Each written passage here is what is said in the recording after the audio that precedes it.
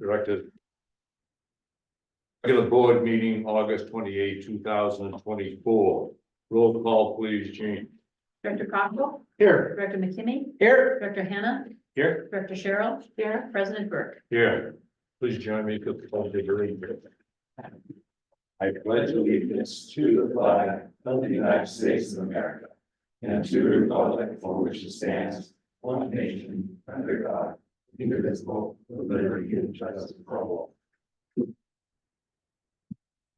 I believe we have one member of the public who would like to make some announcements. Continue if you'd like, please.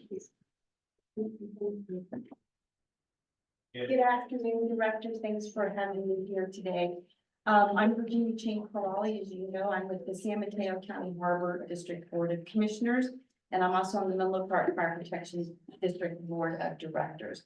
I'm here as a special district representative, just to bring to your attention that the Board of Supervisors is considering looking at putting something on the ballot, an initiative on the ballot. Well, that I think it might be tabled for a little while, that will kind of mirror what the state constitution has for Article 34, which kind of requires at this point public input and a vote for affordable housing units to be built in a community. This is what's been happening in Millbrae, which is why there's been this conflict there. And so the state is not going to put this on the ballot as a statewide initiative, but the county's thinking of doing that.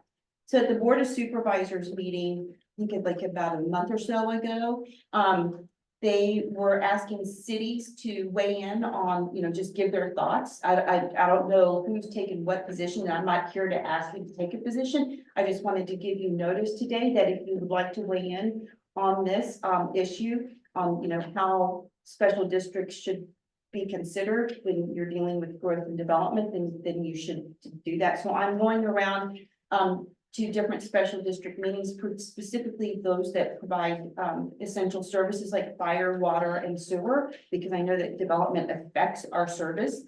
Just to let you know that if you would like to weigh in, there's an opportunity to do so. I don't think there's a deadline per se, but just know that there's that opportunity. I think from the city's perspective, the city of Half Moon Bay actually was the first city to weigh in, and they were not for, if I remember correctly, not for having this right taken away from them. But I don't know where they are on that right now. So I just thought, since you represent such a big area, that you should be aware that this is an opportunity for you.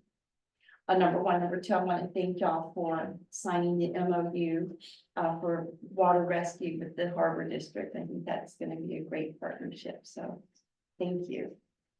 Thank you. Thank you. Thank you. Thank you very much. Are there any other members of the public who would like to address the board at this time?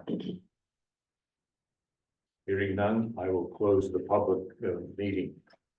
Before we go on, let me just touch upon a couple of announcements that are of public interest.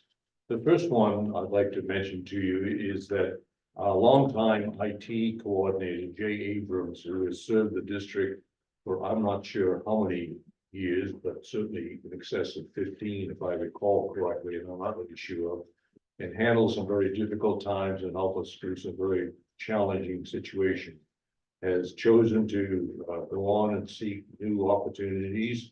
And we are in the process of looking for replacements in the IT. I thought it appropriate to thank Jay for his long-time service to the district, and do so in the formal letter from the board. And I'd like to just take a moment to read this publicly at this point to Jay Abrams. On behalf of the Coastside Fire Protection District, we are writing to express our sincere gratitude for the exceptional IT services provided to the Coastside Fire District over the years. Your dedication, expertise, and professionalism have been invaluable to our organization. Your ability to troubleshoot complex technical issues, implement efficient systems, and provide timely support has significantly enhanced our operation. Your commitment to ensuring our IT infrastructure is secure and reliable has been instrumental in maintaining our critical services. Your service during the COVID-19 pandemic were particularly exceptional, allowing us to pivot to a more IT-dependent organization during a global pandemic. We are truly grateful for your contribution to the Coastside Fire District and for the partnership we've enjoyed with MacCare. Thank you for your service. I've signed it on behalf of the Board of Directors and will be sent it to him. Great is one thing. I think Jay really deserves that thing. With that, I'd just like to mention, this might be taking some of the comments that the chief might make, but I'd like to note that Nate Armstrong, our fire unit chief, has gone on to promotion in Sacramento. And he served the district and other activities within his responsibility very admirably. And we just want to recognize and thank him for the service that he provided here to the Coastside Fire Protection District. And secondly, I'd like to recognize and introduce our new unit chief, Jed Wilson, who is new on board, and on behalf of the board, and we certainly like to welcome you. Thank you. Look forward to working with you. Jed, maybe you can just give us a couple of words on your background. Yeah, so I started in the fire service in 1998 in Mariposa County, and then I got a job with CDF back then here in this unit around 2000. Worked at Big Creek, worked myself through the ranks, and was the training chief in 2017. I'd been a battalion chief for about 4 years. And I had an opportunity, I actually left the department and ran a private company in Santa Cruz for 4 years. And then in late 2021 or early 2022, I came back to the department as a battalion chief and then promoted to deputy chief a couple months later as Jonathan's counterpart in the Santa Cruz division. And then recently, Nate decided to head to Sacramento, so I put my my hat in the ring. And I did work in San Mateo County for 2 years at Station 17 and 18 on the line. So I do have some familiarization, but I have a lot of learning to do up in San Mateo County. Great. Thank you for the opportunity. Welcome. Welcome. Look forward to working for you. Super. Great. With that, let me return to the agenda a little bit and ask for approval of the consent calendar. Note that Director McKinney is asked to be recused. Do we have a motion to approve the consent calendar? So moved and seconded. Any comments? Roll call, please, Gene. Director Cockrell, Yes. Director Hannah, Yes. Director Cheryl, Yes. President Burke. Yes. Motion passes 4-0-1 recused, Director McKinney. Let me, in the consent calendar, just point out to you that we did make the notice, the last item on the page, we did prepay our CalPERS payment of $1.7 million this year, which we, by paying it early, I forget how much we saved, quite a few $1,000s by doing that, so that was done. The second thing I would just note that's in the consent calendar, and also there's a article in our board packet that explains a little bit more, but the net of it is that at the very last minute, literally, as we were trying to complete the lease with the county for the old Station 41, the state raised some objections to what was going to be going on. I mean, it was literally, I think, a day before or not before the implementation of that district. And Kai, our able attorney, happened to call me and discuss some other things. Not that I had any suggestions. He had all the suggestions. I listened to what he had to say.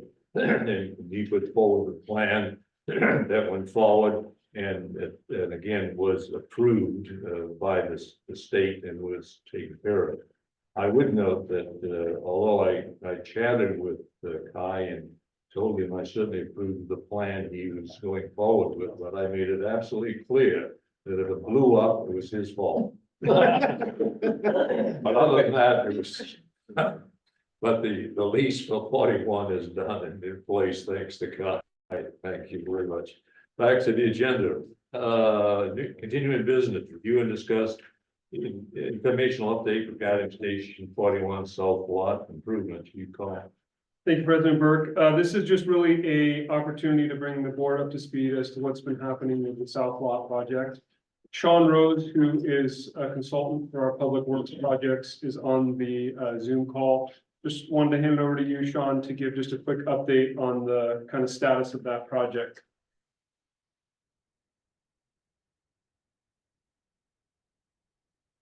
Yes, can you see and hear me okay? Yes. Okay, great. Sometimes you get lucky, I guess, with technology. Good to see everyone tonight. Again, if there's any technical issues, seeing me or hearing me, please let me know and I can hopefully correct that.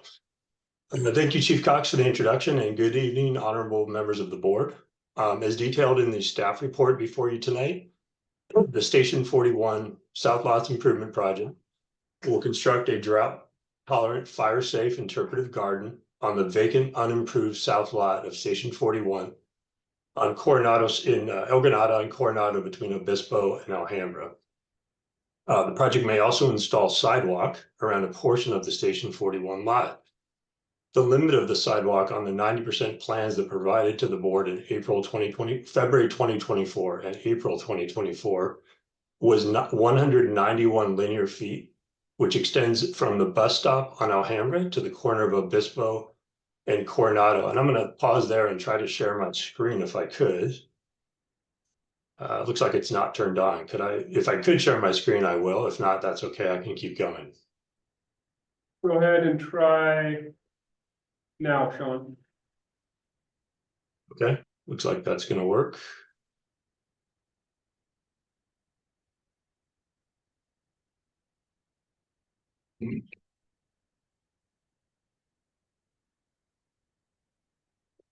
So can you see an improvement plan on the screen now? Yes, yeah. Great, and hopefully that's at a scale that's legible. Yep. So as I was describing the sidewalk alternatives that would be potentially part of the project. The first one is 191 linear feet, again, from the bus stop on Alhambra to the corner of Obispo and Coronado. So referring to the plans here, this first sheet is just the cover sheet, which I think everyone knows where the project site is here on the upper left. And then there's kind of a blow up more of where it's located, where that south lot is. And then you can see here, hopefully you can see my mouse moving, there's Coronado and Alhambra. The bus stop is roughly this area where you see the granite path wider in this area. That's the bus pad for the bus stop. And then the limit of sidewalk work, the 191 linear feet that I mentioned, would extend from that location down Alhambra and then around Coronado, and would terminate at the existing curb ramp that's already there today at the corner of Obispo and Coronado. So that's the 191 linear feet that was in the 90% plans and that we discussed. And I know those plans were provided to the board in their entirety back in early 2024. Okay. I'll keep that on the screen as I continue my remarks, and I'll refer to it again. So back in April 2024, with the discussion of the design at that time, the board informally approved. They didn't pass a formal motion regarding the design, but they did informally approve the 90% design with comments. And one of the main comments was for staff to discuss a cost share with the county for the sidewalk portion of the work. All of the sidewalk is in the public right of way, which is County of San Mateo in this area. So, and really not directly related to this, the garden project. So it was appropriate to reach out to the county about potentially cost sharing that. Since then, staff has been in ongoing discussions with county planning and public works. County planning, when we initially reached out to them, they indicated that the Connect the Coast Side plan and also the Safe Route to School plan for that area both indicate that the preferred alternative with regard to sidewalk is to extend the sidewalk from Avenue Cabrillo all the way across Obispo to the existing crosswalk on the far side of Obispo. So now I'll refer back to the plan and I'll go to that sheet. So, okay, so I've gone from the landscaping sheet to the civil plan now. It's a little bit faint, but right here at that bus stop location I pointed out, there's a line. It says alternate 1 sidewalk improvements, arrow pointing this way. That's that area we talked about. Alternative 2 would extend the sidewalk consistent with those 2 plans that I mentioned. This direction, so towards Avenue Cabrillo, and if I go to the next sheet, that's just a continuation of that all the way to this location here. which Avenue Cabrillo is just across the street there, so it's at that intersection where it would connect to existing crosswalk at that location that already exists. So that would be part of alternative 2, and then the other addition that would comprise alternative 2 would be, instead of stopping here at the near corner in front of the project site, there would be a crosswalk built across Obispo, and then a curb ramp built on the far side. Now, there is a sidewalk beyond that this would connect to, so that would be the end of it. We would connect at that side. So essentially, we'd be connecting to existing facilities on both sides of the project. That 515 linear feet, just to be clear, that's the total linear footage. That includes the 191. So that's inclusive of alternative 1. Okay. So hopefully that's clear, and I can certainly take questions when I'm done with my remarks. So consistent with that direction, staff finalized the design plans after that April 2024 meeting and included 2 sidewalk, the alternate bids that I just described. With design being complete, we applied for permits from County Public Works Building and Planning. And we've gone through the first round of comments, and we're awaiting either further comment or approval on those permits. In the meantime, on the funding front, we've pursued funding on two specific avenues. One is in discussions with the county. They're looking at allocating funding from an account that is specifically intended for ADA capital improvements. And those funds are controlled by county staff, but they do take recommendations from the ADA Compliance Committee as to how to use those funds. Our project's been discussed at 3 prior ADA Compliance Committee meetings, and it's scheduled to be discussed again at the next meeting on September 5th, where staff is hoping, I just spoke to staff earlier today, they're hoping to get a formal recommendation from that committee to allocate the funds to this project. So the amount of those funds is still to be determined. What I've conveyed to the county is we'd like to cost share. So we've talked a little bit about maybe a 50-50 cost share from the county, but that doesn't mean that the district can pursue other funding sources. But I have given them also our cost estimate. So I'll continue to work with them on the amount that they would allocate to our project, and I can provide an update once I know more. At the same time, staff has reached out to the Safe Route to School coordinator that I mentioned previously. They've been in touch with the Cabrillo Unified School District, which is the local school district in the area, including the local elementary school. They are very much in support of the alternative 2, as is the county, to build the larger, the 515 feet of sidewalk with the crosswalk. All of those improvements are actually called out in their Safe Route to School plan. So they're already planning to do that. And they see this project as an opportunity to make that happen. And with that in mind, they have put in an application for $28,000 in construction funding on the district's behalf through the San Mateo County Office of Education's Small Capital Infrastructure Grant Program. I've worked on a number of projects in my career using those funds. It's a great program. There's not a lot of requirements or paperwork that goes with it. We're going to find out pretty soon if we get those funds. We should know within a month if we get those funds, and if we do, then they're fairly easy to administer and to obtain the funds. They're on a reimbursement basis, so we would invoice that program once we incur construction funds later.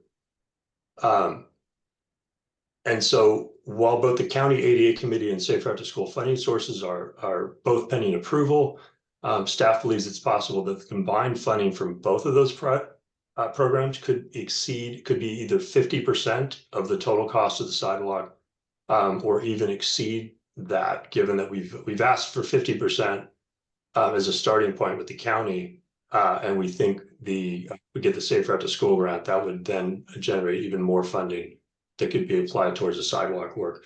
The last thing I wanted to share with you is I prepared a funding table just to bring you up to speed on the cost of all this. Let me reshare my screen.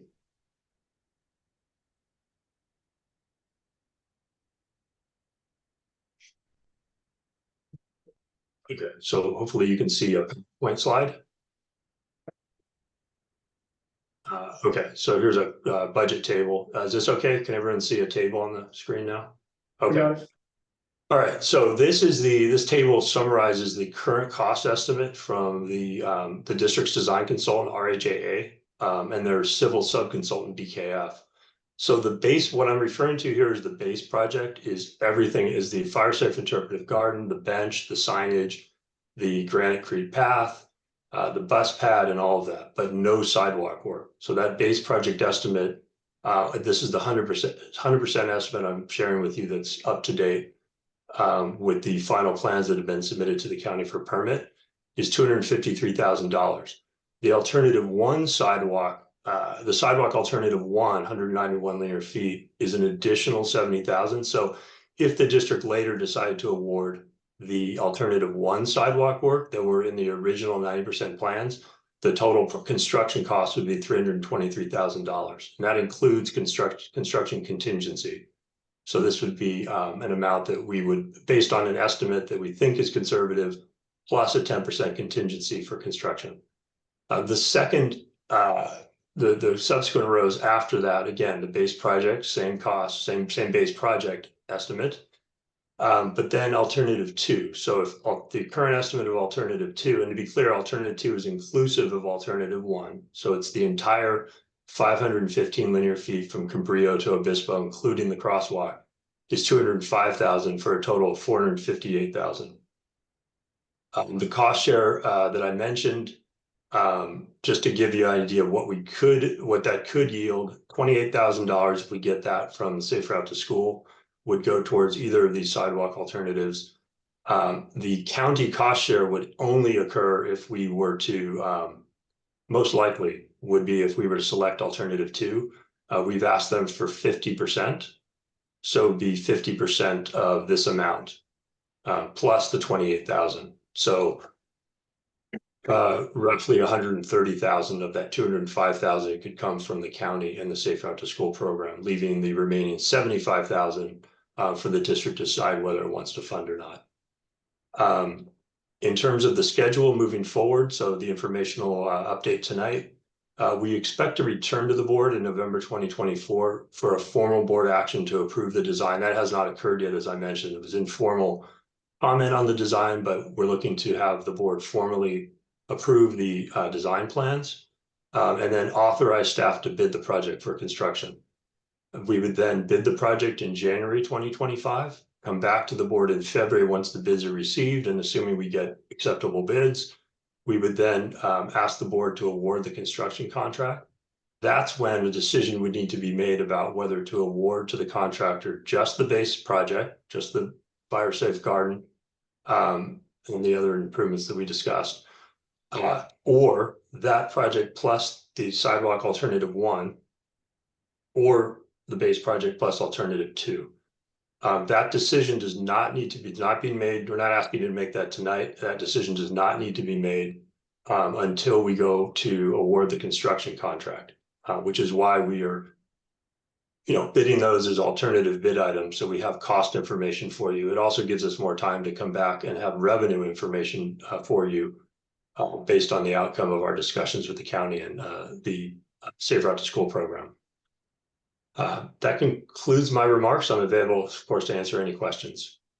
Thank you, Sean. Very well done. Comments, questions? Sure.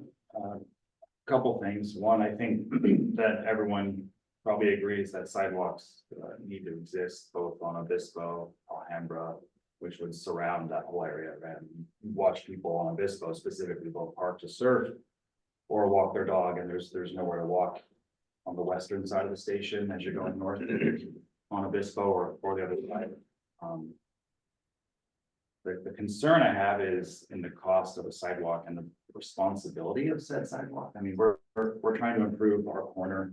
We've discussed many times as a board the importance to have a safe route up that hill. And it looks bad upon us if nothing is done about it, right? Because it's our land outside of this county setback.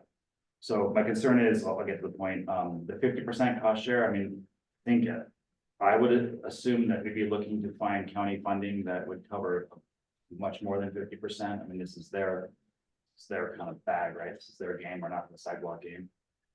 as a fire district. So I'd be looking for more of that to be a higher number than 50% share. I don't know. It sounds like this was gonna happen anyways. It just would happen on their time. That would be 10 years. And obviously, no one wants to see that. But also, I don't know if there's any discussion about how that follows past the station on Obispo. I mean, there's again, no safe way there. And that's just, if we're gonna make it safer, should we not make it safer around the station? Those are my comments and concerns. Bill?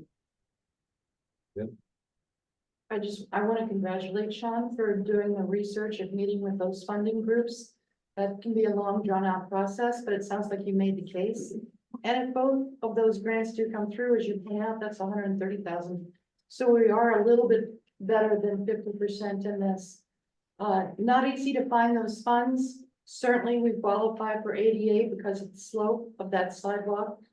And it's something that the county is interested in having done in addition to the two schools. So I just want to thank you for your leadership in this, Sean. You're helping us move forward. Thank you very much. I appreciate that. Thank you. Rivers? I agree with Patrick 100% that the fire district, we're not in the sidewalk business. We should not be paying 100% of that, or even 50%.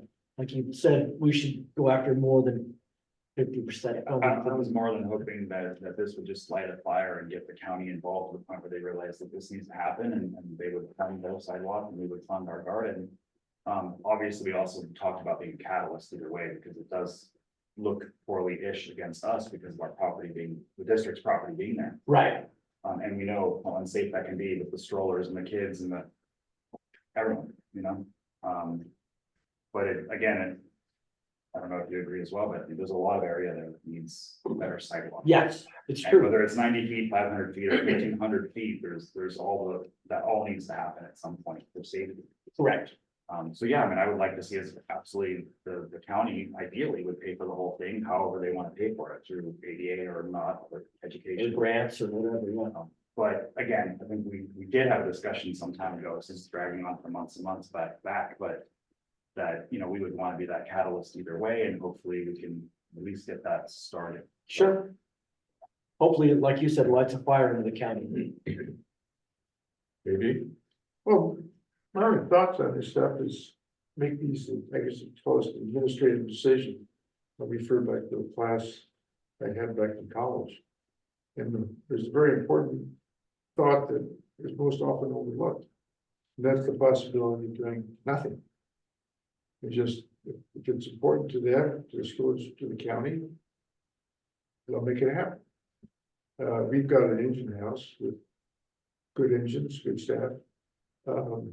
We seem to be able to respond to fire just fine. What's to stop us from exercising the option of doing nothing? That's it. Just a comment, and I guess a question, but one is, if I recall, what really began this thing, our involvement, back to your point, and I certainly would like to, as a county, pay all of it, no question about it, or expect them to do it, if you will. But what started our involvement, if I remember correctly, was that it was not in their plans. So we're kind of forcing the issue to do it, to get it. So that's, I think, why our more our involvement, and then through Sean's work, trying to get them to pony up additional money would be advisable. Certainly, doing the full scale job, which is, I guess, alternative to, you know, is highly desirable from my point of view. We're gonna do it, let's do it right.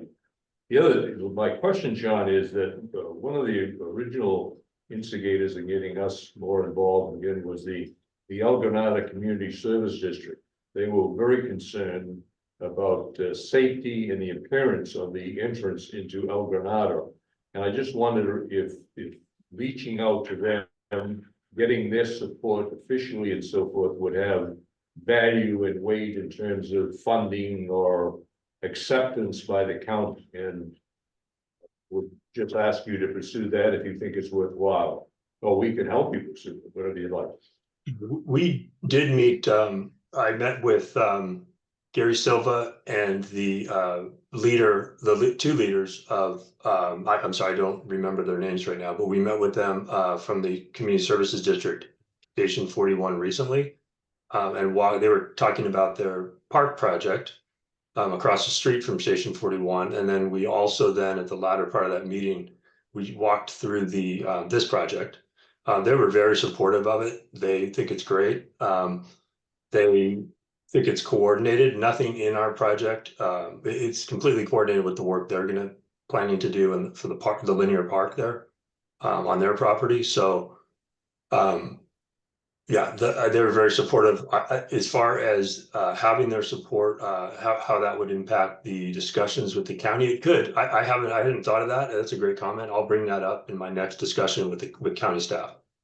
Nice for them to say that, but I'd like to see some action, a letter to the Supervisor Mueller, or letter to some formal action that really shows that they're really interested in it, would be my suggestion.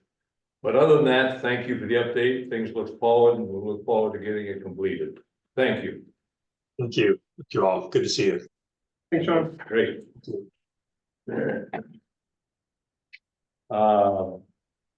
New business, item 7, review and discuss coastside protection district CalPERS miscellaneous and safety pension plans. Chief Cox. Thank you, President Burke. This is really just a regulatory requirement that the board must fulfill for GASB 68, I believe, on a biannual basis. It breaks down all of the net pension liabilities for the board based on the actuals from CalPERS.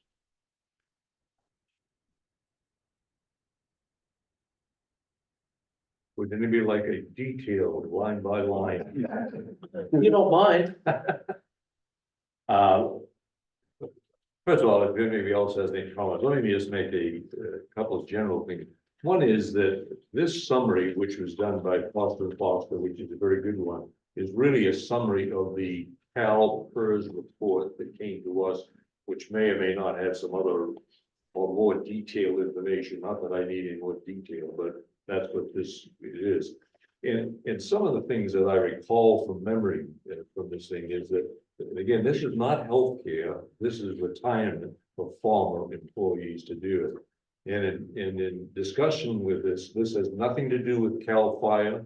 And our discussion of it has nothing to do with our obligation and willingness to pay the retirement that is due for the employees.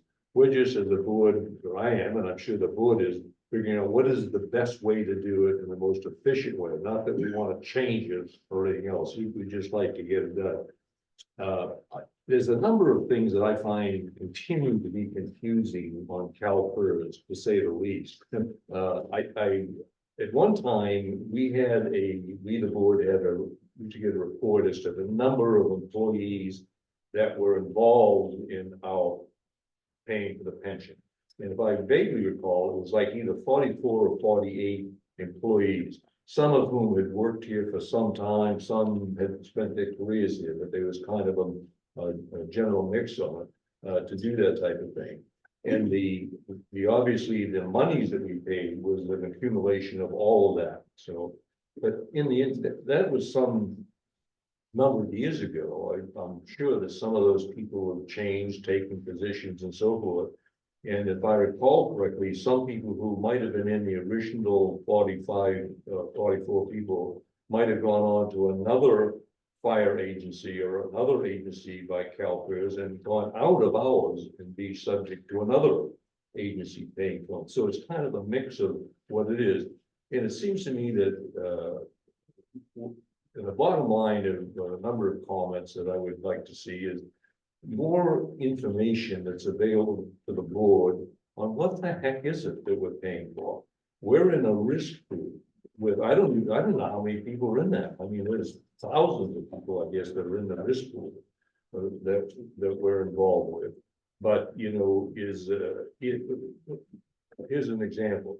Let's just say that we were to do something dramatic and get out of it, pay it off or something. Are we obligated to pay off all the people in the risk pool? Just our members, or what is the process of going forward and doing that to us that we would do? it seems to me that there's a couple of things that I would like to look, to it, is any kind of information that we, the board, would be able to increase our overall knowledge. This is by far the largest liability we have in front of us in the future. If you go through the details in here, it could be, what is the total? I could get $14 million just to be up to date. And then whatever it is, if we were to bond to get out of it, I'm not sure what that number is. But information as to educate the board in any fashion, and whether it's going and get somebody from CalPERS to provide us a briefing, whether or not the Foster and Foster has that kind of knowledge that they could come to a board meeting and really stand up and answer questions for us. I just think it's important that we, the board, become a heck of a lot more knowledgeable than we are. And I'm speaking for myself. I am not knowledgeable. I am just anticipating there's some other information that would be helpful to do it. Having said that, I think there's a reasonable opportunity in the next, not until 44 is under water, taken care of. So, but I think in the not too distant future, there's a reasonable opportunity that the district could extract themselves from CalPERS on this thing. Still paying everybody, no, nothing like that. But the uncertainty of what CalPERS charges us, I find infuriating.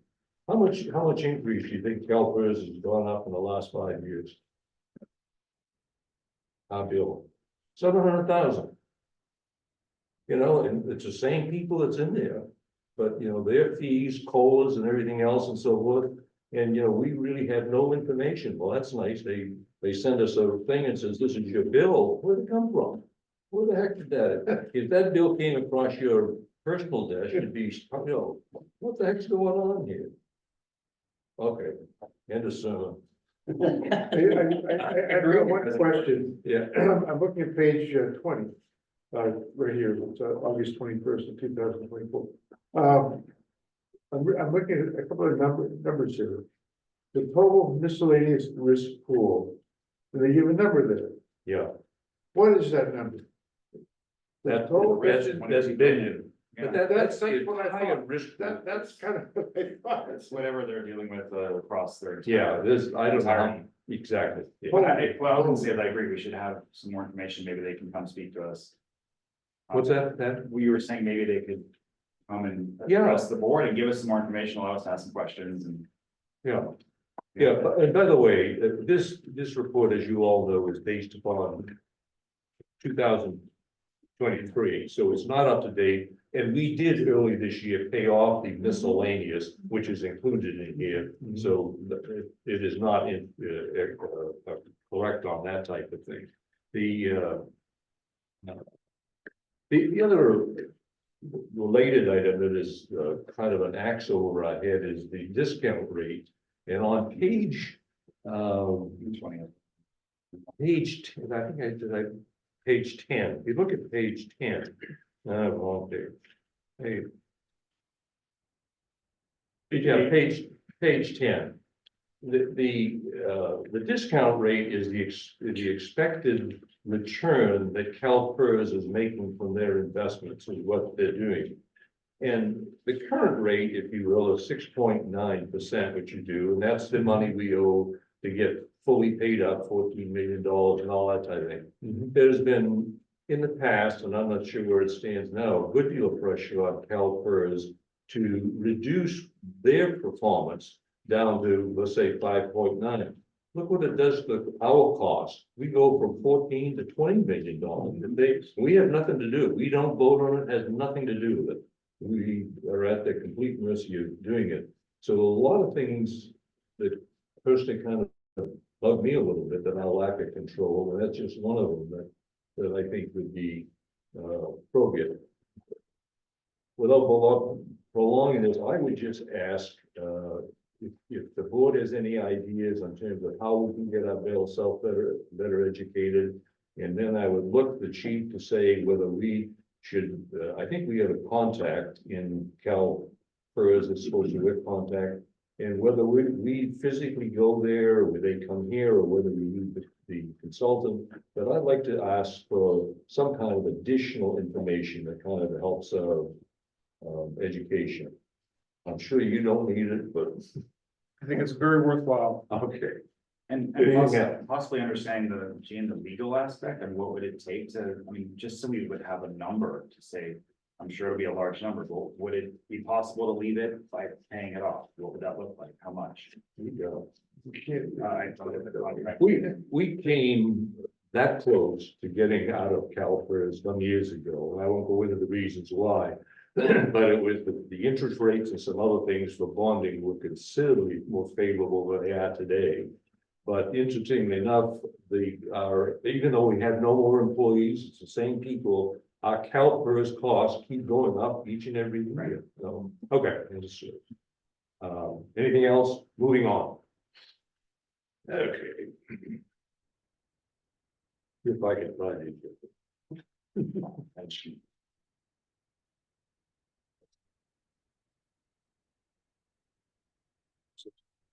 Item B, review and discuss, provide direction to county's request for coastside fire protection district to contribute to support the county emergency dispatch services. Chief Cox. Thank you, President Burke. This is an informational document, and the letter specifically that's called out is in front of you as well. The Coastside Fire Protection District is a part of the San Mateo County Emergency Pre-Hospital Care JPA, Joint Powers Authority.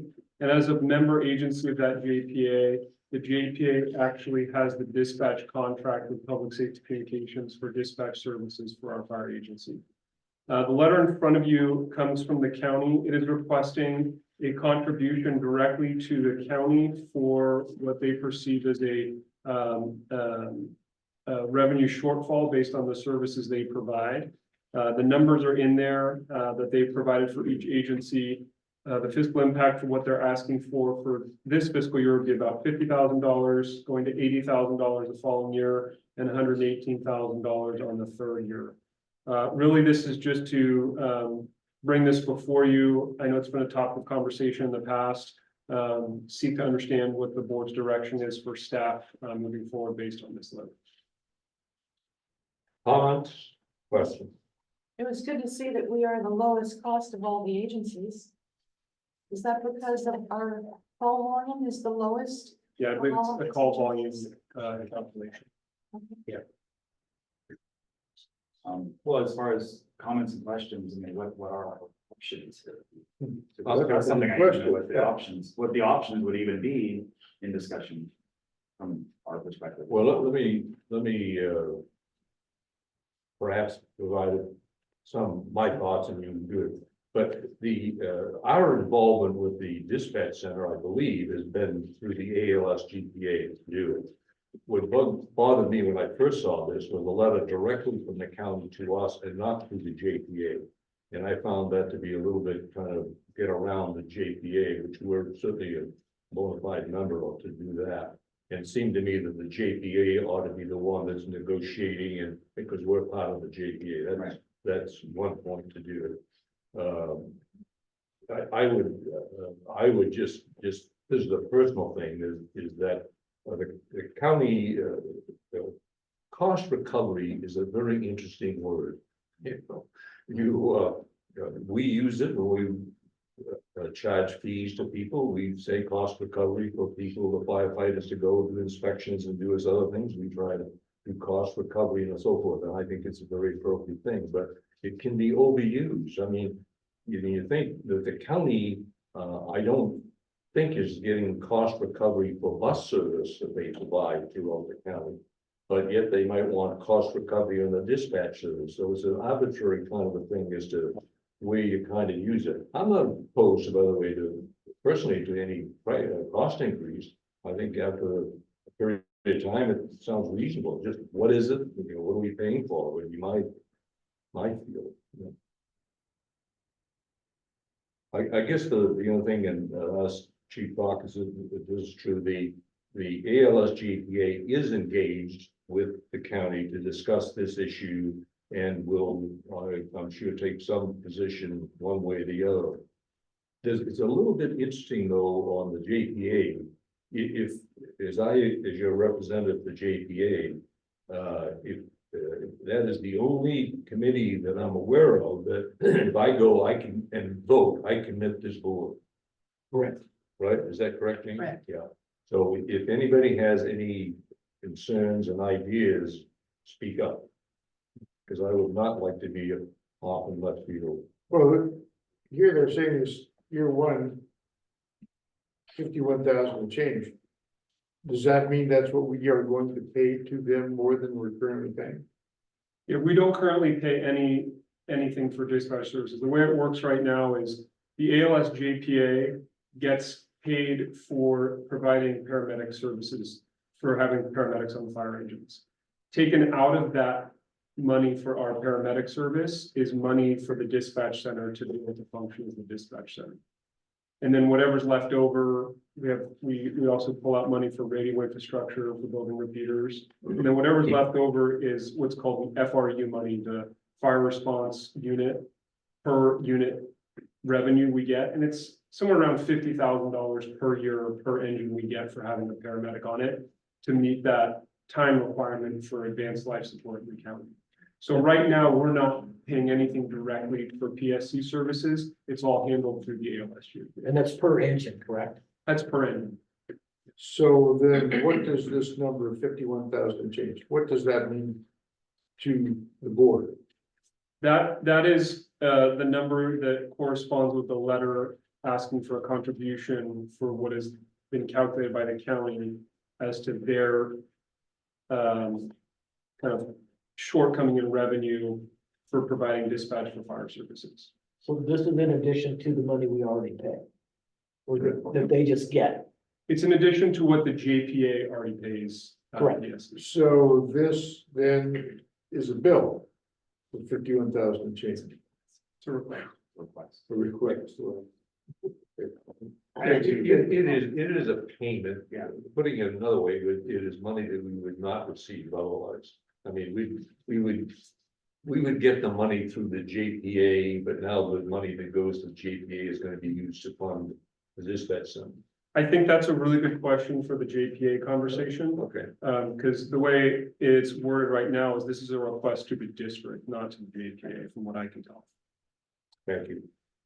So two things. One, sounds like their conversation with the JPA, and I don't know if they would come to explain, or is there a reach to us that we can understand this better as far as.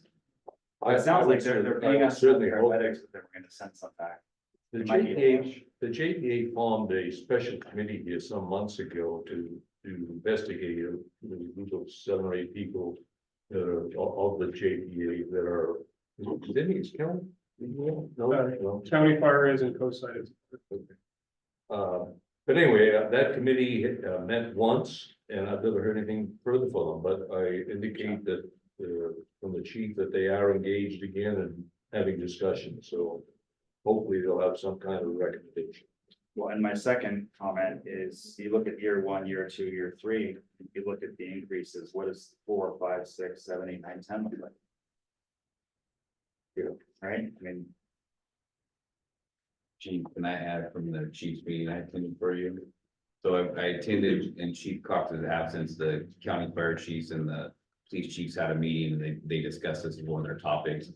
The police chiefs weren't as concerned about it. A lot of them have their own dispatch services. A lot of the fire chiefs in the county, from all the agencies are highly concerned and they don't like this approach to how PSC has sent out this bill because it's just basically, here's the bill, there's no contract, no agreement.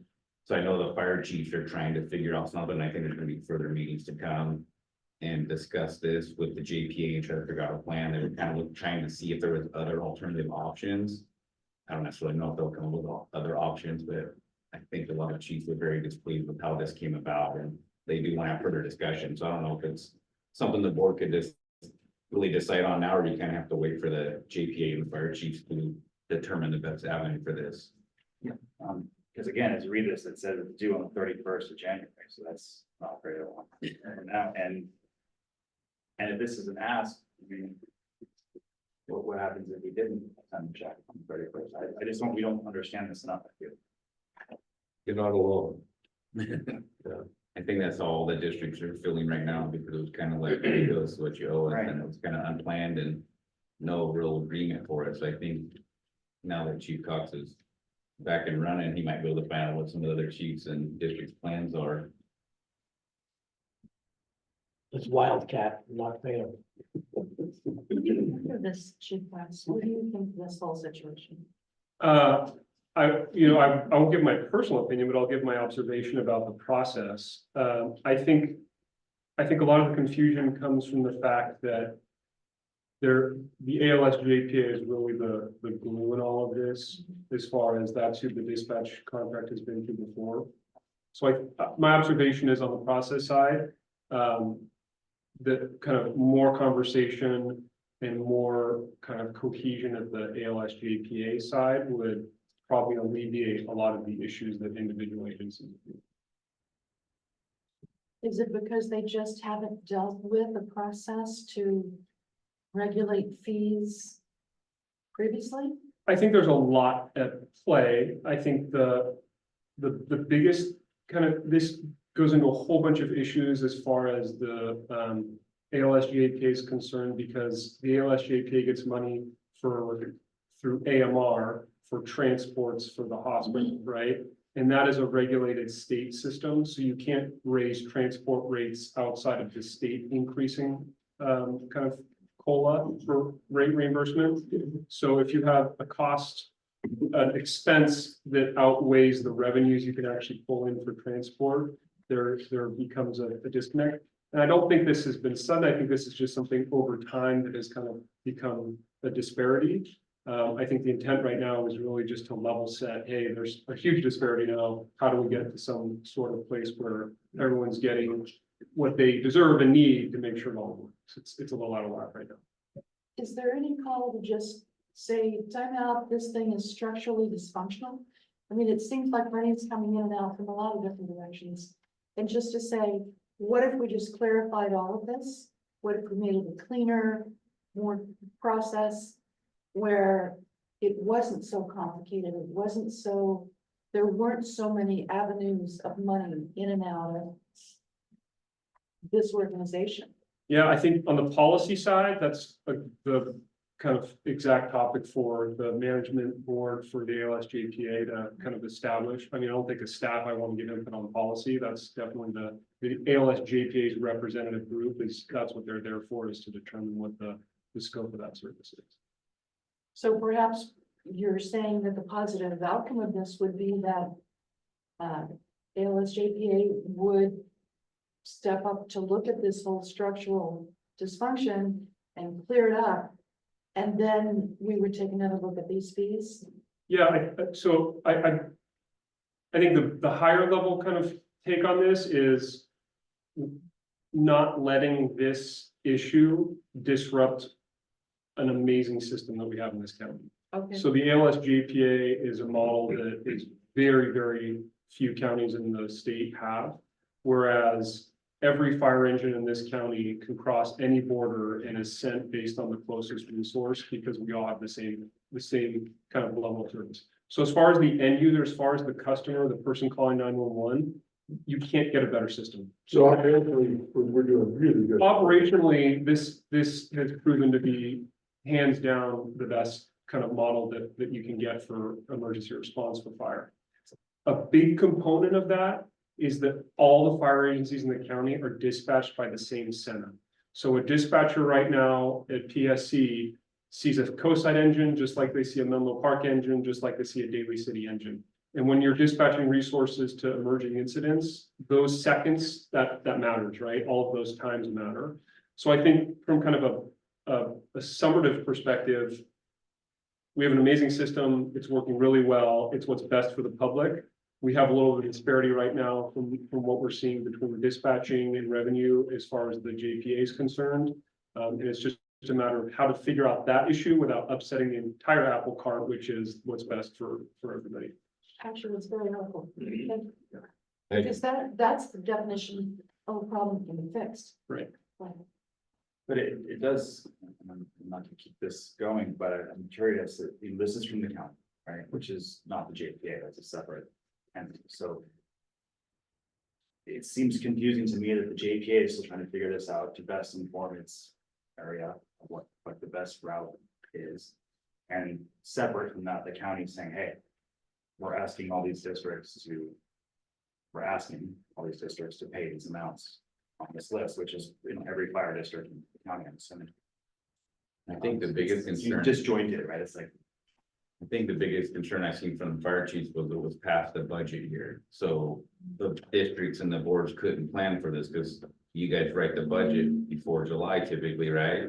So that's where all of the confusion came in. I think that's why a lot of the talks need to come, because a lot of them were saying, well, we've already budgeted for the year, we don't have $100,000 just sitting aside, a lot of districts don't, to just write this check, so I think that's where they're trying to figure out how do we do this the right way, and how, what avenue do we take, because they did it the wrong time of year. So I think that's what caused a lot of confusion for people. and Chief Cox, is there something that distinguishes our district that's different from the others on this list? I mean, are we in a different situation than everyone else?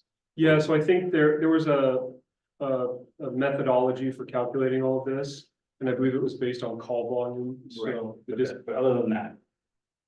Roughly in the same boat as the rest of people on the. Correct, yeah, Yeah, I mean, based on call volume, that makes sense, you're like use of the system. yeah, exactly. Other questions, comments?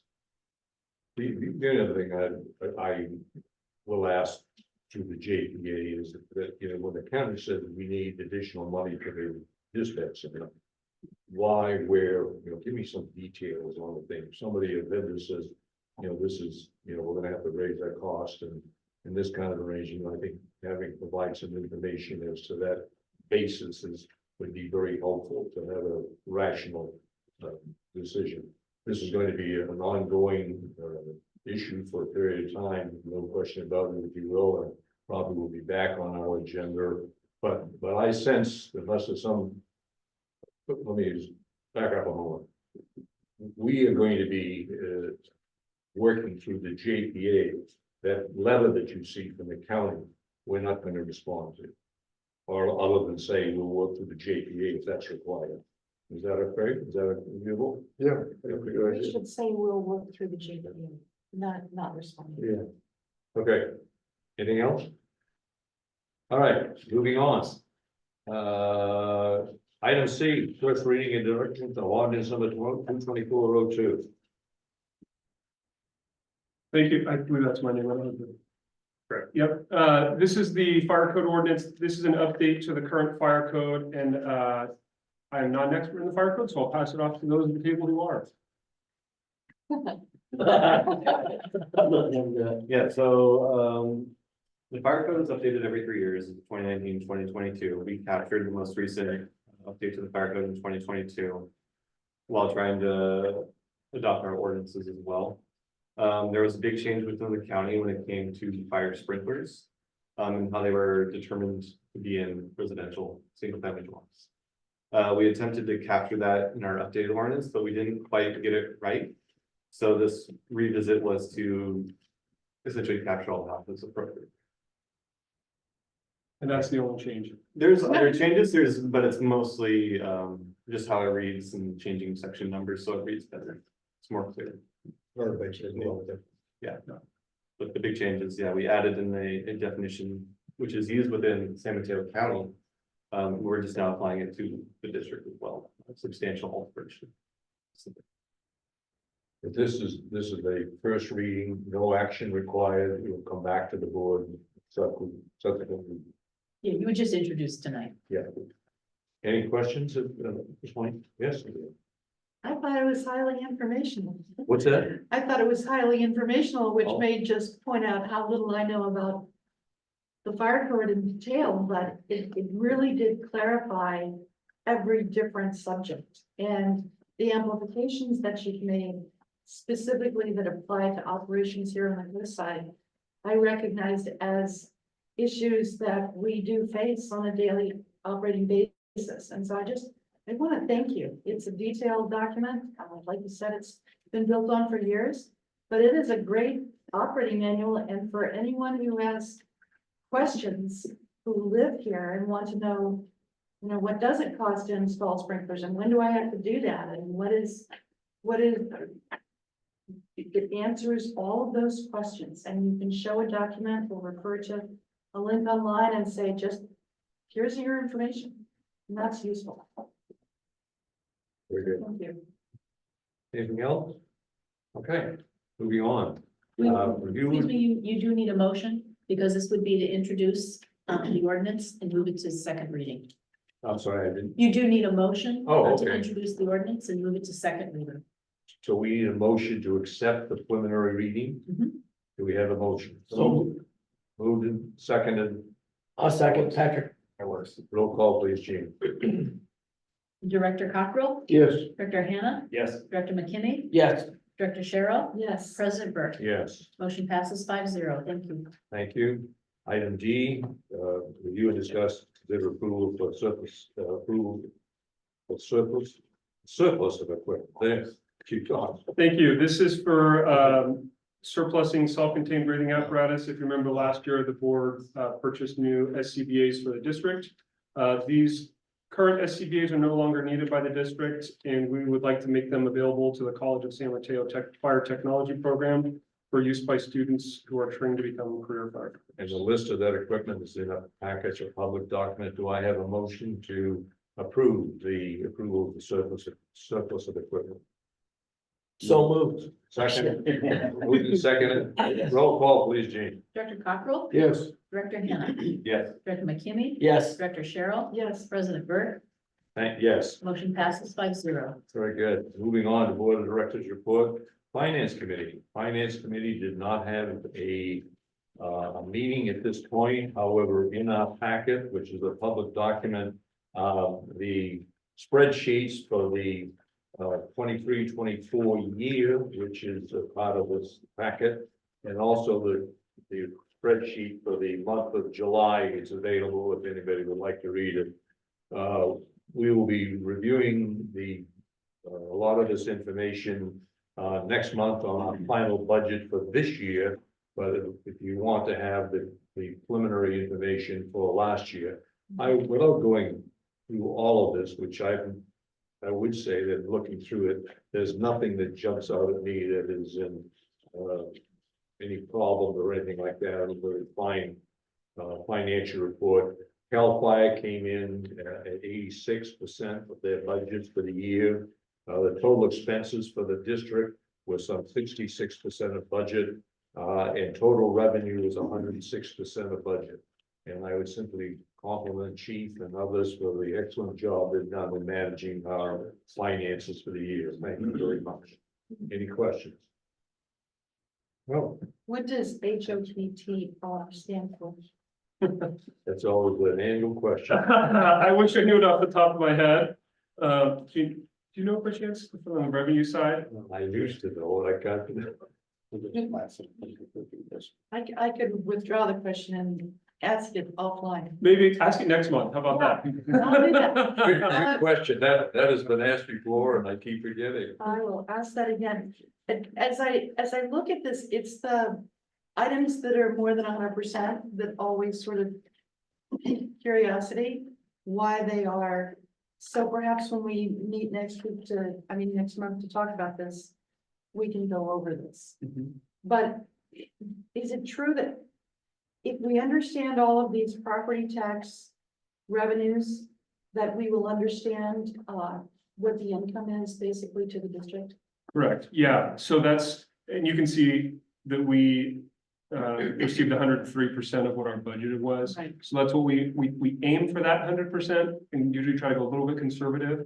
But yeah, that is the vast majority of where we get that revenue. And I think you bring up a good point on the revenue side for distinction. We do not receive any monies from sales tax within the city, right? So as a district, we're fairly dependent on that property tax for the primary source of revenue for the district. Thank you. Yeah. And that's where the previous little bit of confusion when they put up graphic that says 90% of every dollar that people in the Half Moon Bay community pay goes to the fire district. It's not revenues from any sort of sales tax. It is strictly property tax. Correct. We, I'm not sure the part of it, we also, what is the terminology we use for the, Point Montero and Half Moon Bay? The benefit assessment, It's, well, we call it the Benefit Assessment District, which was passed back in the 1970s, which is based upon the size of the house and all that kind of thing. Right. We, the board, have asked the chief to put that on our agenda for discussion, I believe in May, at that point in time, but it is a small percentage of there's a terminology and I'm not grasping it right now, but anyway, that's a small piece of it. Anything else in here? ERAF came in well. Thank you very much. That was good. Up to, okay. All right, anything JB on the finance? Okay. No, okay. Volunteer committee report, Director Cockrell, Director Hannah, No report. no report. Land Instructions Committee, Director McKinney, Director Cheryl. This is great news. Thank you very much for this from our architect. Just to hit the high points, Chief Silva, do you want to do it? Do you want me to do it? You can go ahead and I'll fill in. All right, thank you very much. Yeah. Thank you first to Chief Silva, Chief Cox, and President Burke. We went through the planning approvals on July 12th, and then on August 12th, we cleared the Coastal Commission appeal clearance. Excellent, and now we're off to the races. The construction documents are underway at this moment. They're going to be finished on December 5th of this year. And then we flip into agency, those get submitted back to the agencies, and there's 2 cycles of plan checks. And it will come out again on March 14th. And we're all gonna work hard to make sure that that actually happens on March 14th, because then we go into bidding and award with notice to proceed on May 16th of next year. Awesome. And then there's a 14-month construction cycle, which will lead us to not to groundbreaking, we're past that, to actually occupying the facility October 11th of 2026. That is a good schedule. Yeah. Thank you all. That's a lot of work that's going into that. So we just need to help PBK stay on track here and help them resolve whatever speed bumps they hit and get this thing done. And you have, I know, Chief Silva, some updates on the interim facilities. Yeah, so the temporary facility, we were able to go ahead and sign the contract, with Joe Guntrin. So we do have a contract starting September 1st for leasing that ground. So that's been finalized. We've started the process of, possibly building, we got to, for the temporary facility. I haven't locked that down yet, but we will be trying to get that in place as soon as possible so we can, get that outfitted with radios and communications and power and utilities and all that fun stuff that goes with it. That's going to be a huge process in itself, and to make sure that place is ready when we're ready to tear down. So we need to make sure that's turnkey. So that's the next steps. So we'll be renting that temporary facility, and then we'll probably be purchasing.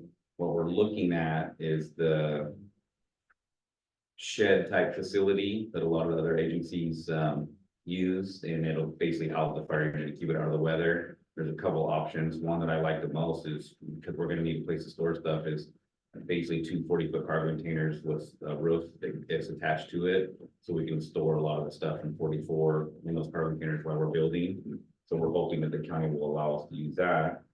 And then we'll be paying rent for the temporary facility and rent for the building when it comes in place. And the rent for the building shows right now preliminary about $2,100 a month, but it's a little over $100,000 to have them build it to the style we need, because they have a basic structure, and any changes we need to make it housing wise, they have a fee for building that, and then it's turnkey for us, and then they'll take it back when we're done. So that's where we're at. We're working with that, and Sean Rose, I believe, will be helping me with that and getting contractors and timelines, and I should have a nice timeline with him, working with the PBK also to get this thing going.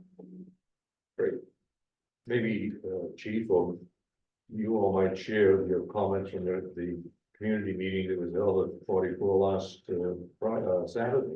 Saturday. It was a good turnout, 50, 60 people, I think we had. The open house. Yes. So, yeah, Good demonstration. There was 2 calls during the event, so they had to scramble out of there and, the B ride stayed there and they did fire extinguisher drills, had a little kid was spraying the water, had a good time and pictures with Smokey and some treats and so I think overall it went real well. And everybody appreciated the pictures of the future station that's gonna be Nice. there. Met one of the new district employees. It was, he seems to have a clue what's going on. Very enthusiastic. And more importantly, is happy to be yeah, Yeah, yeah, that makes a little difference. Hey, Chief, were you at the open house? No, I Oh, you was was not, okay. Yeah, it sounded like it would really went well. yes, Good, very nice. But one of the things that there was no friction, nobody in there, Cutting, holding, Bruce or me, you guys. Yeah, no finger pointing. None of that stuff went on at all. It was a very, commodious crowd. Yeah, And one of the main things I'll point out is PVK, Sean, myself, and Joe Gunter, the landowner, we're actually working with him because he had future development plans for that site.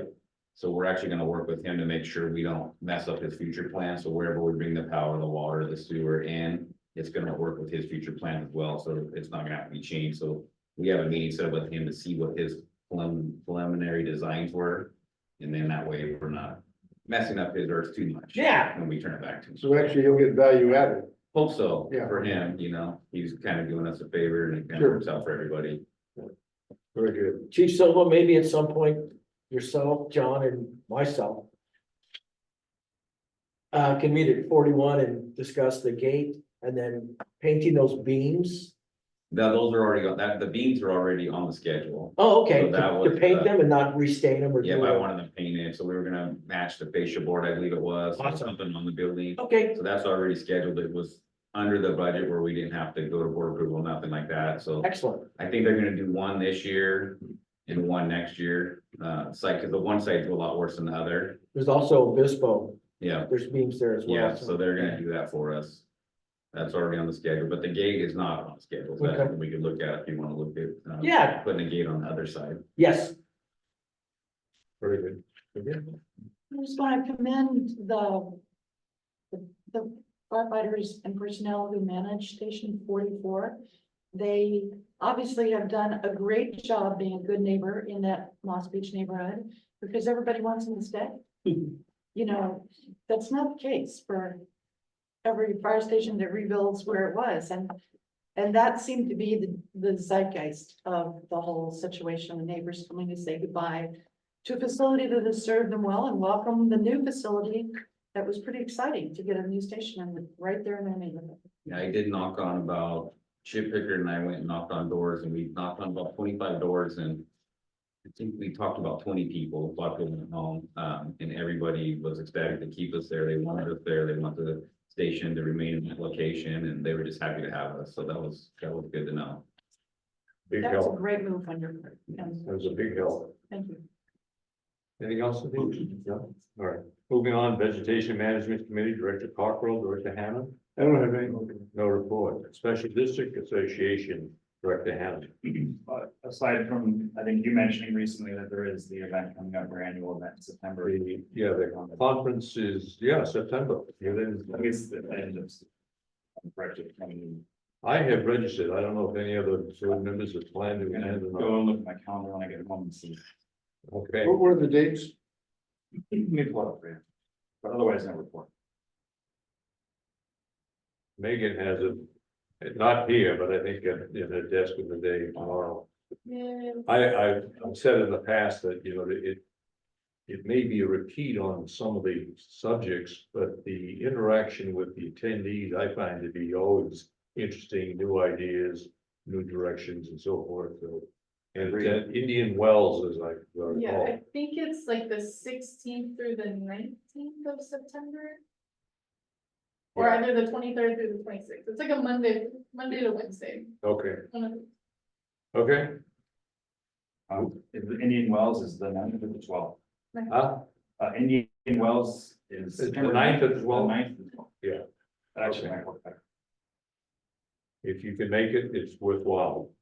ALS JPA, we've discussed that, with the involvement with the county on that issue. Emergency preparedness, no report, Did you speak with Chief? I did not speak to Chief Conley today. no report. Cert report, Cert Dr. report. Cheryl. David Cosgrave was at the, a conference today that took place in Burlington, so he was sort of out of pocket. So, CERT report, we had the county preparedness, disaster preparedness day on August 3rd. It was a big success. They had 1,800 people there. It was, I think, better than before. Well, and we were well represented. We had 3 tables and it was, we did 2 radio, how to respond to radio disaster assessment drills. So we did that during the day twice, and that was our contribution to the whole situation. We want to thank fire services for National Night Out. It was, the fire station seemed to be fire services was everywhere all at once. Where there were companies the engines were all over the neighborhoods, and the response from the neighborhoods is very positive. They were thrilled to have the engines come, to talk to the firefighters, to have the little kids get to see the engines up close and personal. So that's quite the logistics. Thank you, Chief Silva. It was awesome. I think you just gotta tell the firefighters there's gonna be food. Yeah, food was definitely a factor here, so. Chief Lawyer did a great job with all of that, so thank you very, very much. Congratulations on the 44 open house being a success. CERT helped with the publicity for that in advance. And we're thrilled that all 3 of the open houses this year seem to go well. So good. The Great Coastside Shakeout is coming up in September. Why not October, when the whole rest of the world celebrates the Great Shakeout? The reason is Pumpkin Festival in our area. Anything you do in October, no matter what date you choose, jams into something else that is affected by Pumpkin Festival. So we just don't do it then. We just moved ours to September. This is the 5th annual. There is tomorrow night a webinar for all the neighborhood leads. There's 32 neighborhoods. There's at least 2 leads in every neighborhood who organize their own safety networks. And they're all going to be in a webinar tomorrow night talking about how to prepare their neighborhoods to participate in this. They set up their neighborhood command posts, which are canopies.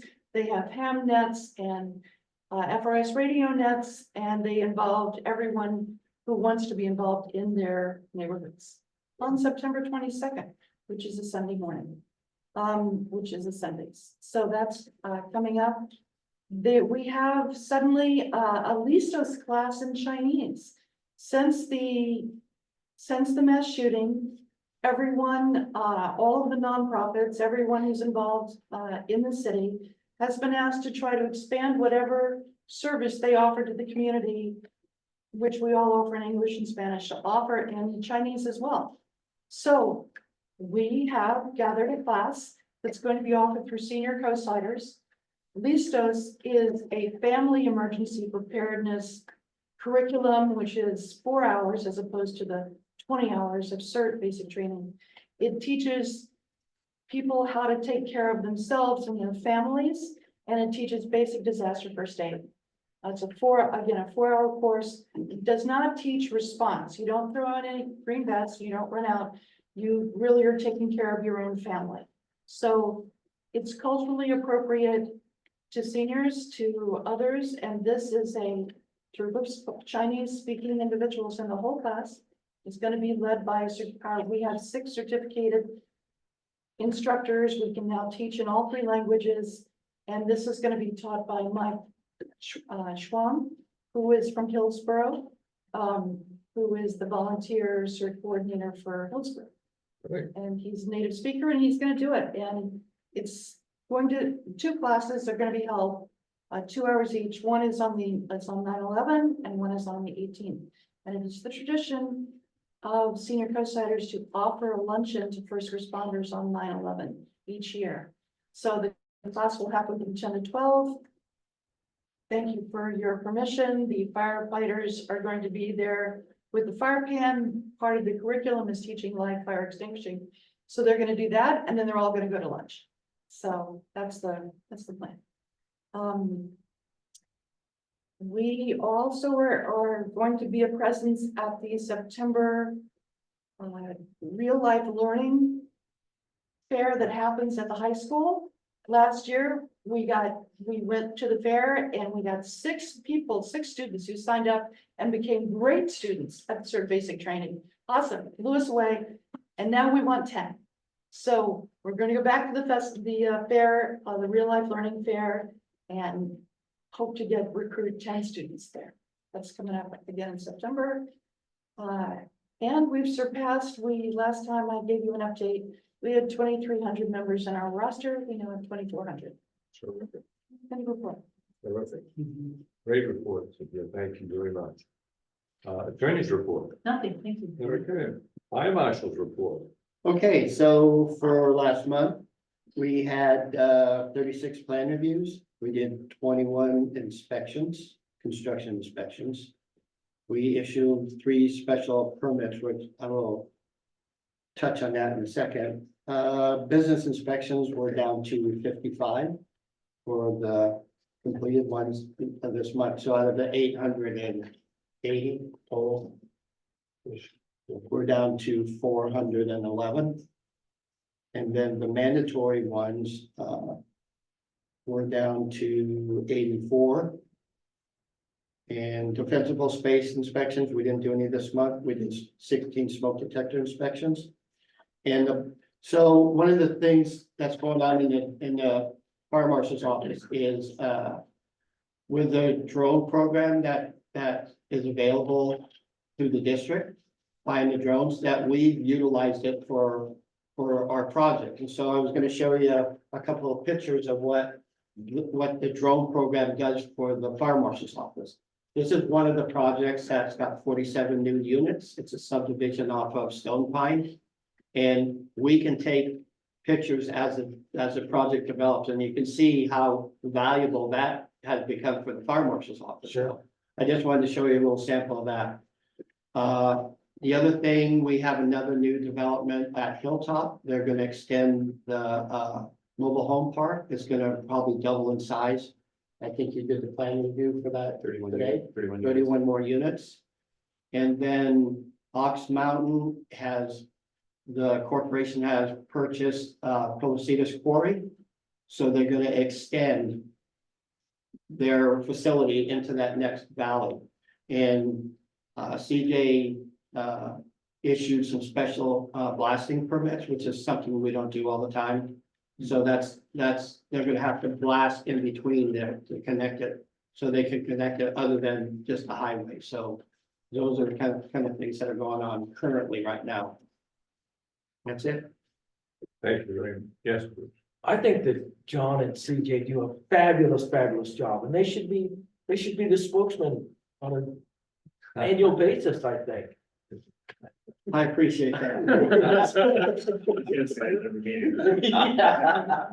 One of the things we can add to the fire marshal report that Bruce would be affected by is the corridor for Moss Beach, Montero. We've Yeah. been meeting with the county on that too. So, Carlos. yeah, Patrick and I met with them. There's 2 roundabouts, which will be in Moss Beach. They're looking at 2 fairly large roundabouts, but they do understand that commercial vehicles will have to go through there. So they're meeting with us to make sure the fire engine's fit. And then the Carlos corridor stoplight.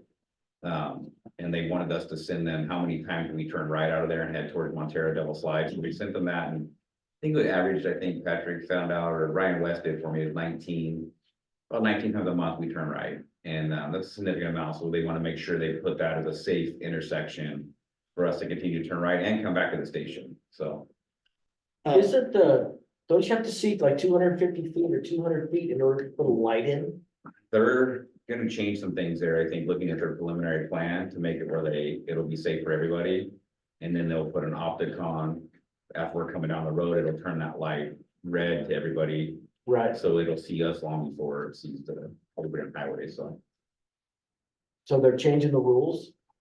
I don't think they're changing them, I think they're gonna put it in a location where everybody can see it. Okay, I mean, I don't do highway safety stuff, so I have no idea what that entails, but I know they're following Caltrans and everybody's involved with it, so there's a lot of people. they've been involved. surveying like crazy. Yeah, so they know what they're doing. I'm not gonna interfere with that portion of it. We're telling them what works for us. You know, that's our part of it. Jamie? I had a question about the hydrant agreement with Montero Water and Sanitary District. Chief, Having to do with the clearing around the hydrants so people can re-see them. Yeah, we have actually, we've been going back and forth with Montero Water regarding a hydrant agreement. We've had a couple versions that we've been looking at as far as what the agreement looks like. We are currently, our plan is to meet myself, Gene, Clemens, their manager, as well as their council, to hammer out the last points of clarification on that agreement. And once that's done, we'll come back to the board for. Okay, well, the reason I ask is the hydrant nearest the Cockrell's house is now invisible. Yep. And I think it would be nice to have it be visible. Yep. Off chance that someone actually has to use it. 100%. Could I, John, a question relative to the Kelly Avenue development, that new development? Has the district signed off on that development? That's negative. Negative. There have quite a few hurdles for us to accomplish. One of the problems, that's called a mid-rise building, which requires truck ops. And they don't have the way the building's designed to properly allow us to do truck ops. So that's one of the hurdles, along with quite a few other, with the parking problem. Okay, thank you. Some of the. excellent presentation, excellent. But you know, one of the. Okay, hi, Chief Cox. Sorry. Oh, sorry, I interjected and I should have raised my. You know, Another good thing about the policies and procedures that you have just issued is that it does address many of the topics that are substantive for these new housing projects. Yes. And the 555 project, as well as the one in Cypress Point, both of those, as well as the one that's Cypress, at the end of Stonepine, whatever the name for that is. So thank you for that, because constantly we're asked when we're out and about, are they approved? What's the holdup? Do they pass? What are the concerns? And now they can be referred to this, and they can see what the law, what the policies are for everyone. Right, other than Stone Pine project, the other two projects are still in planning, so before they'll go to building, they have to satisfy a number of different agencies, including the fire service. Thank you. Thank you. Okay. Chief Cox? Thank you. Just a few things. The hydrant agreement was the first thing on my list. So thanks for helping me get that off there.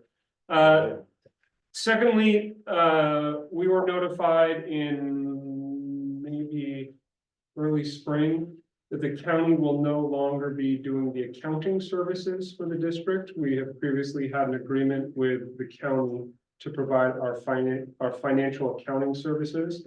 They obviously collect all the revenue from the property tax. They will now continue to act as our treasurer. However, the accounting services, the trial balances, and journal entries is no longer under contractual agreement with them. So we've hired Hartwell, who previously was an auditing firm for us, to fulfill the accounting services for the district. And we've had an introductory onboarding call with the county, myself and Michelle, to start the process to make sure that we're in line. Just a small tweak to the way we're going to be conducting business on the accounting side. We will also be issuing an RFP for a new auditor, because obviously our accountant cannot be our auditor as well. So that will be separated moving forward. We have engaged Stepford Incorporated, which is an IT service for management of the mobile data terminals on all of our fire apparatus. The mobile data terminals are the iPads that give call information, and the Cradlepoint mobile routers. It is a fairly heavy IT lift to make sure those stay up and running and are constantly updated, and there's the link between PSE. Stepford's been hired. They'll be taking on board that project probably the next month. The MOU, as you heard from Virginia with the Harbor District, was approved on their end as well. So we now have a formal agreement, a formal MOU with the district for rescue responses between them and us.